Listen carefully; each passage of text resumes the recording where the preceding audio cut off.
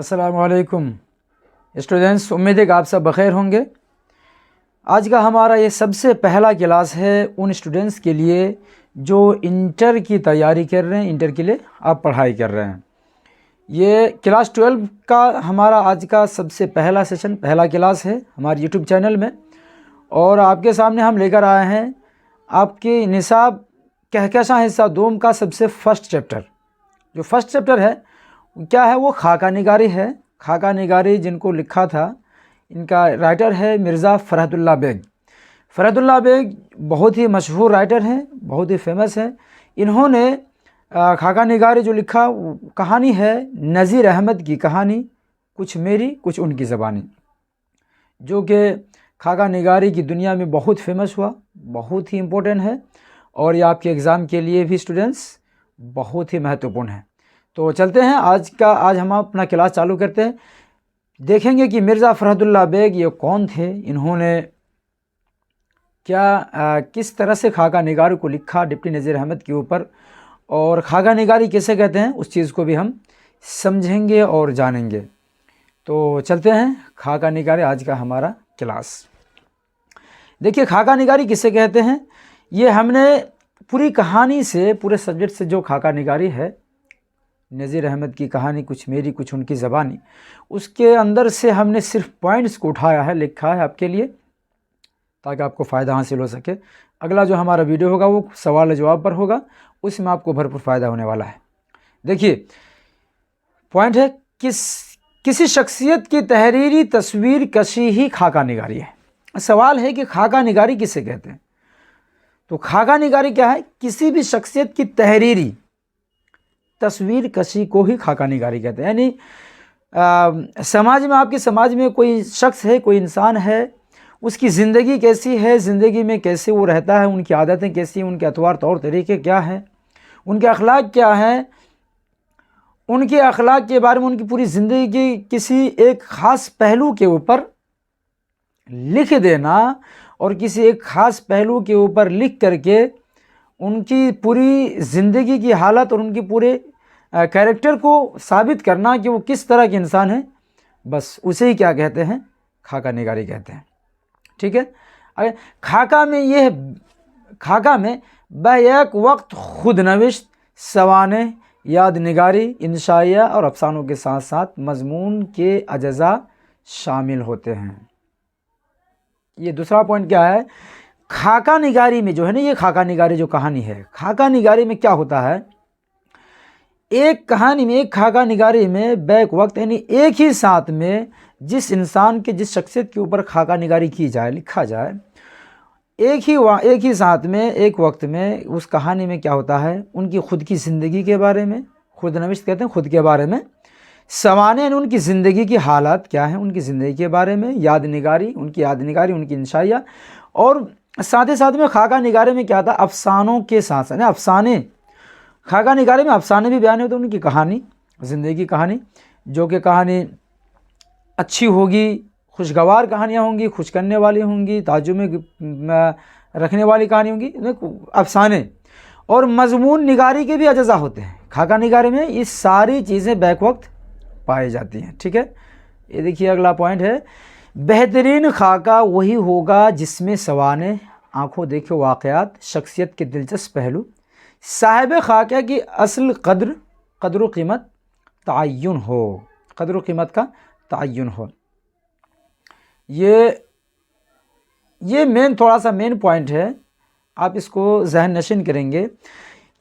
सबसे अच्छा खाका कौन सा हो सकता है, अगर सवाल हो कि सबसे बेहतरीन खाका कौन सा हो सकता है, तो बेहतरीन खाका वही होगा जिस खाका में, जिसके बारे में आप खाका लिख रहे हैं, खाकागिरी कर रहे हैं, उस शख्स की ज़िंदगी की हालात, उस शख्स के बारे में, उस शख्स की ज़िंदगी की हालात और आंखों देखे वाक़यात, यानी आपने अपनी आंखों से उस शख्स के बारे में जो कहानी आप देखे हैं और जो जानते हैं, उन वाक़यात, उन कहानी को बयान किया जाए। उनकी शख्सियत कैसी है और वो बज़ात खुद उनकी ज़ात कैसी है, उनके पहलुओं को लिखा जाए, मेन पहलुओं को, और जिसके ऊपर आप खाका लिख रहे हैं उनके असल कदर व कीमत का तयन की जाए कि वो इंसान किस कदर का है, किस लेवल का है, किस किस हद तक वो अच्छे हैं और किस हद तक बुरे हैं, ये इन सारी चीज़ों को एक खाका में बयान कर देना, ये सबसे बेहतरीन खाका निगारी कहलाएगा।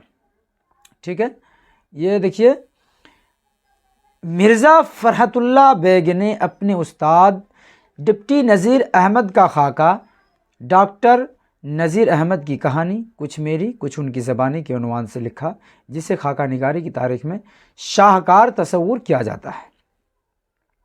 ये पॉइंट है। मिर्ज़ा फ़रहतुल्लाह बेग ने जो खाका लिखा, किन के ऊपर लिखा? उन्हीं के उस्ताद जो थे डिप्टी नज़ीर अहमद, जो कि बहुत फेमस है, नावल निगार हैं। अब इनके बारे में पढ़ चुके होंगे मैट्रिक में। ये डिप्टी नज़ीर अहमद जो हैं, ये उनके उस्ताद थे। मिर्ज़ा फ़रहतुल्लाह बेग के इनके उस्ताद थे। मिर्ज़ा फ़रहतुल्लाह बेग ने उन्हीं के उस्ताद डिप्टी नज़ीर अहमद के ऊपर एक खाका लिखा। खाका का नाम क्या है? कहानी का डॉक्टर नज़ीर अहमद की कहानी कुछ मेरी कुछ उनकी ज़बानी, इस उन्वान से उन्होंने खाका लिखा। और ये खाका इनका इतना फेमस हुआ कि खाका निगारी की तारीख़ में शाहकार तस्वुर किया जाता है, यानी सबसे बेहतरीन खाका माना जाता है। ठीक है स्टूडेंट्स, आगे देखिए, मिर्ज़ा फ़रहतुल्लाह बेग के जद्दे अमजद मिर्ज़ा अफ़ज़ल बेग बदख्शां से हिंदुस्तान आए थे। ये पॉइंट है। ये सारे पॉइंट्स हम आपको बता रहे हैं, किस लिए? आपके सवाल जवाब में काम आने वाला है। इसलिए स्टूडेंट्स आप गौर से सुनेंगे, आप इस और अपने जहन पर बैठाने की कोशिश करेंगे। ये पॉइंट बहुत ही इंपॉर्टेंट है। ये भी मिर्ज़ा फ़रहतुल्लाह बेग, इनके बारे में सवाल आएगा कि मिर्ज़ा फ़रहतुल्लाह बेग के जद्दे अमजद, यानी उनके दादा परदादा जो थे वो कहाँ से हिंदुस्तान आए थे। आप याद रखेंगे, मिर्ज़ा फ़रहतुल्लाह बेग के जो जद्दे अमजद हैं, उनके परदादा हैं, दादा परदादा हैं, उनका नाम अफ़ज़ल बेग। कहाँ से आए थे हिंदुस्तान? बदख्शां से। बदख्शां से ये हिंदुस्तान आए थे। अगला पॉइंट है, मिर्ज़ा फ़रहतुल्लाह अगस्त 1885 ईस्वी में पैदा हुए। इनकी जाए पैदाइश महल्ला चौड़ी वालान दिल्ली है। ये भी पॉइंट बहुत इंपॉर्टेंट है। अब याद रखेंगे, मिर्ज़ा फ़रहतुल्लाह बेग कब पैदा हुए? 1885 ईस्वी में पैदा हुए। और कहाँ पैदा हुए? दिल्ली में। दिल्ली मोहल्ला क्या है? चौड़ी वालान, ये दिल्ली में पैदा हुए। अगला पॉइंट देखिए, उनके वालिद का नाम हशमतुल्लाह बेग था। ये भी आप याद रखेंगे। मिर्ज़ा फ़रहतुल्लाह बेग के पिता का नाम, वालिद का नाम क्या था? हशमतुल्लाह बेग था। एक और है कि मिर्ज़ा फ़रहतुल्लाह बेग जब सिर्फ 10 दिन के थे, 10 रोज़ के थे, तो उनकी वालिदा मुशर्रफ जहाँ, उनकी मम्मी का नाम क्या है? मुशर्रफ जहाँ बेगम। मिर्ज़ा फ़रहतुल्लाह बेग सिर्फ 10 रोज़ के ही थे कि उनकी वालिदा, उनकी मम्मी मुशर्रफ जहाँ बेगम का इंतकाल हो गया। उनकी वालिदा के इंतकाल के बाद मिर्ज़ा फ़रहतुल्लाह बेग को किसने पाला? उनकी फूफी हुस्न जहाँ बेगम ने पाला उनको। ये भी आप याद रखेंगे। मिर्ज़ा फ़रहतुल्लाह बेग की अम्मी के बाद उनकी फूफी ने उनको पाला पोसा। अगला पॉइंट आप याद रखें, सैयद वलीउल्लाह ने फ़रहतुल्लाह बेग की बिस्मिल्लाह कराई। इस पर भी सवाल आएगा कि मिर्ज़ा फ़रहतुल्लाह बेग की बिस्मिल्लाह किसने कराई। आप याद रखेंगे, सैयद वलीउल्लाह ने फ़रहतुल्लाह बेग की बिस्मिल्लाह कराई थी। स्टूडेंट्स आप अगला पॉइंट देखें, गवर्नमेंट हाई स्कूल कश्मीरी दरवाज़ा दिल्ली है। ये एक साथ हो गया है। दिल्ली से इंट्रेंस का इम्तहान पास किया। ठीक है, दिल्ली है, दिल्ली से इंट्रेंस का इम्तहान पास किया। 1903 ईस्वी में हिंदू कॉलेज से इंटरमीडिएट की सनद हासिल की। ये आप याद रखेंगे। मिर्ज़ा फ़रहतुल्लाह बेग ने इंटर कब किया? 1903 ईस्वी में।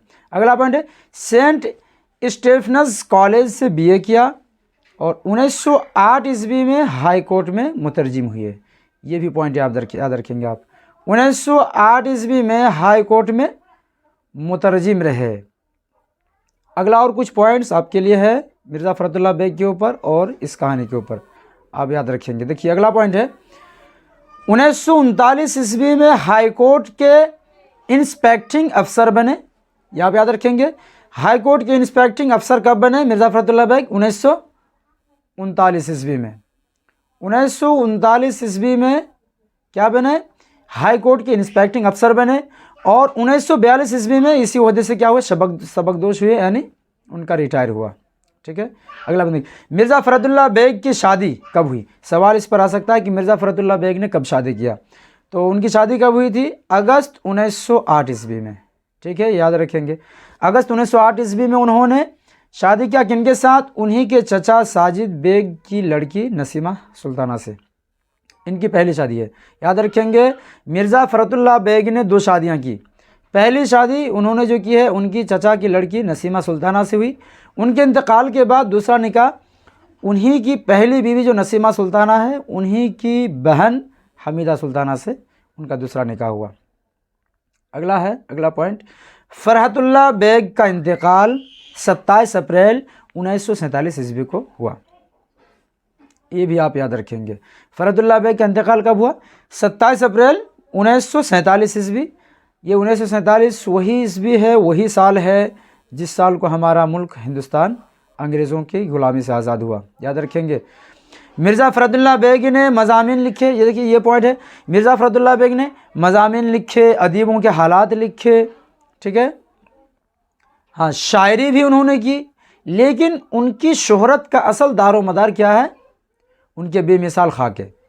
उन्होंने मज़ामीन भी लिखे, उन्होंने कई अदीबों के हालात भी लिखे हैं और शेर व शायरी भी उन्होंने किया, लेकिन सबसे ज़्यादा जो फेमस हुए वो किस चीज़ पर सबसे ज़्यादा उनको शोहरत मिली?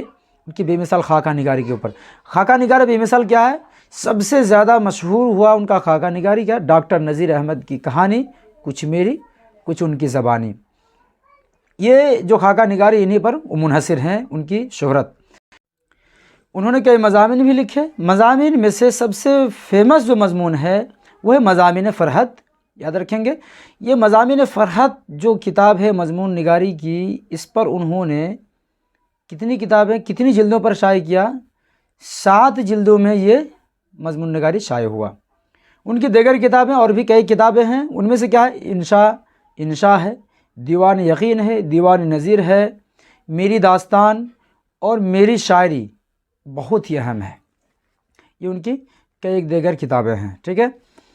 ये जो कहानी, जिस कहानी के ऊपर हम पढ़ाई कर रहे हैं, इस कहानी के ऊपर कुछ पॉइंट है, कुछ अहम पॉइंट जो आपको याद रखना सवाल और जवाब को हल करने के लिए बहुत ही ज़रूरी है।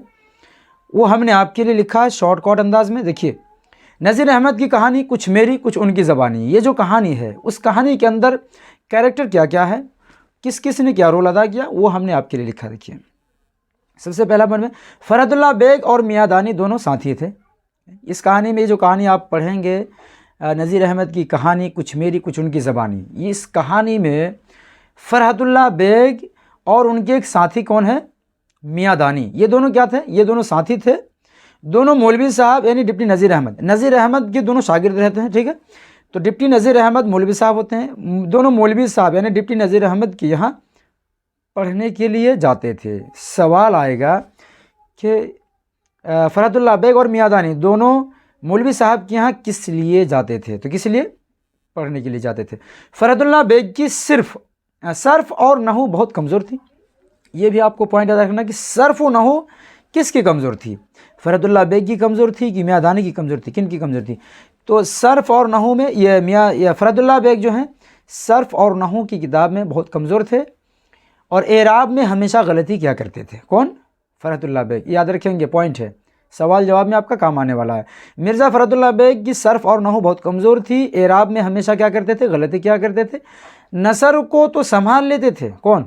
मिर्ज़ा फ़रहतुल्लाह बेग। यानी नसर कहानी जो होती थी, कहानी तो किस तरह से पढ़ लेते थे, लेकिन नज़म में उनको बहुत ज़्यादा दिक्कत होती थी। नज़म में क्या होता था? एराब की गलती करते थे वो। एक बार की कहानी है मिर्ज़ा फ़रहतुल्लाह बेग इसी कहानी में बयान करते हैं कि एक बार हुआ ये कि हम नज़म पढ़ रहे थे, नज़म में न जाने हमसे कहाँ गलती हुई कि मौलवी साहब बहुत गुस्सा आए, नाराज़ हुए। हमने सोचा कि शायद कहीं एराब की गलती हुई होगी, तो हमने फिर पूरा नज़म को पढ़ा, पूरे शेर के सारे एराब को हमने बदल करके रख दिया। मौलवी साहब फिर और ज़्यादा गुस्सा हुए। हमने तीसरी बार फिर से सारे एराब को बदल करके हमने फिर नज़म पढ़ दिया, शेर पढ़ दिया। उसके बाद जो मौलवी साहब इतना गुस्सा हुए भाई साहब की किताब को वो बिल्कुल गुस्से के मारे दरवाजे से बाहर फेंक देते हैं और गुस्सा के मारे कहते हैं कि तुम दोनों के दोनों अभी के अभी यहाँ से निकल जाओ। अब आज के बाद से तुम दोनों चेहरा मत दिखाना, हम तुम्हें नहीं पढ़ाएंगे, इतनी गड़बड़ी पढ़ाई करते हो, इतनी गलती करते हो कि। लेकिन फ़रहतुल्लाह बेग कहते हैं कि हम दोनों डटे रहे। मियाँ दानी तो चलने के इरादे में थे कि निकल जाएंगे, डर के मारे, लेकिन हमने उनको आंखों से इशारा दिया और कहा कि नहीं, हम हटने वाले हिलने वाले हैं नहीं, हम पढ़ के ही जाएंगे। मौलवी साहब से डटकर मुकाबला कर क्या, मौलवी साहब हम तो पढ़ के ही जाएंगे, छोड़ने वाले हैं नहीं।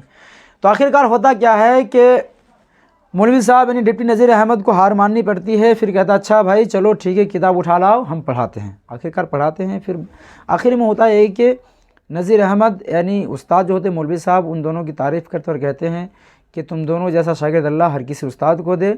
हम तुम दोनों को आज़मा रहे थे कि देखते हैं तुम दोनों सह पाते हो कि नहीं। फिर वो कहते हैं कि शागिर्द, सबसे अच्छा शागिर्द वही है जो टीचरों की हर एक डांट, हर एक कड़ी बात को समझे, बर्दाश्त करे और सहे और फिर पढ़ाई करे। तो ठीक है, ये कहानी है।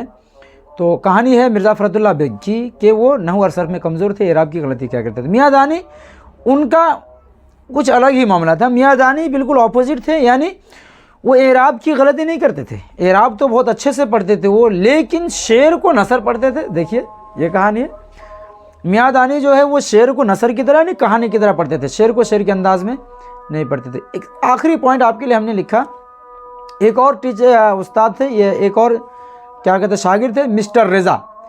ये मिस्टर रेज़ा ने मुतनब्बा का शेर पढ़ते हुए बहुत ज़्यादा गलती की थी। हाँ, सवाल आ सकता है कि मिस्टर रेज़ा किसकी शेर को पढ़ते हुए गलती किया था जिस पर मौलवी साहब डांटे। तो आपके लिए जवाब होगा कि मिस्टर रेज़ा जो थे, ये जो आए थे एक दिन के लिए पढ़ने के लिए मौलवी साहब के यहाँ, मुतनब्बी का शेर पढ़ने के लिए इनको लगा दिया। और मुतनब्बी का शेर जब वो पढ़ने लगे तो बहुत ज़्यादा गलती किया उन्होंने, एराब की गलती।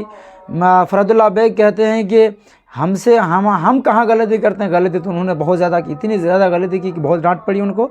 मौलवी साहब उनको ऊपर गुस्सा और फिर कहे कि मिस्टर रेज़ा जी, हम आपको एक राय दें तो आप मानेंगे। तो उन्होंने कहा कि सर को झुकाते हुए कहा मिस्टर रेज़ा ने कि जी मानेंगे हुज़ूर, वादे से मुकर तो नहीं जाओगे। उसने कहा कि नहीं मुकरेंगे। तो कहा कि भाई हम तुम्हें राय दे रहे हैं कि कल आइंदा और कल के आज के बाद कल से तुम मेरे यहाँ पढ़ने ना आना, पहले 10 दिन 15 दिन तुम कहीं और क्लास लो, बेसिक की पढ़ाई करो, थोड़ा सा उर्दू सीख लो, फिर हमारे पास पढ़ने आना।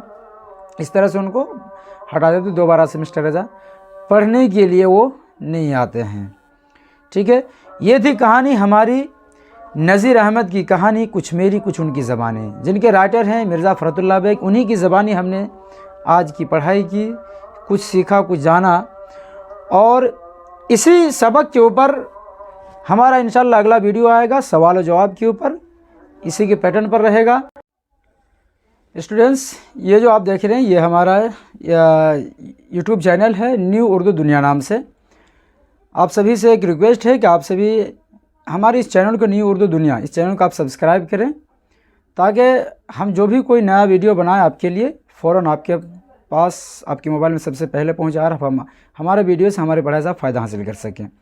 आप इस वीडियो को सब्सक्राइब, हमारे इस चैनल को सब्सक्राइब ज़रूर करें, लाइक भी करना ना भूलें, आप शेयर करें अपने दोस्तों में, ताकि आपके दोस्त भी फ़ायदा उठा सकें। कमेंट्स करें, आप कमेंट्स में कोई सवाल पूछ सकते हैं, किसी चीज़ के बारे में आप कुछ भी हम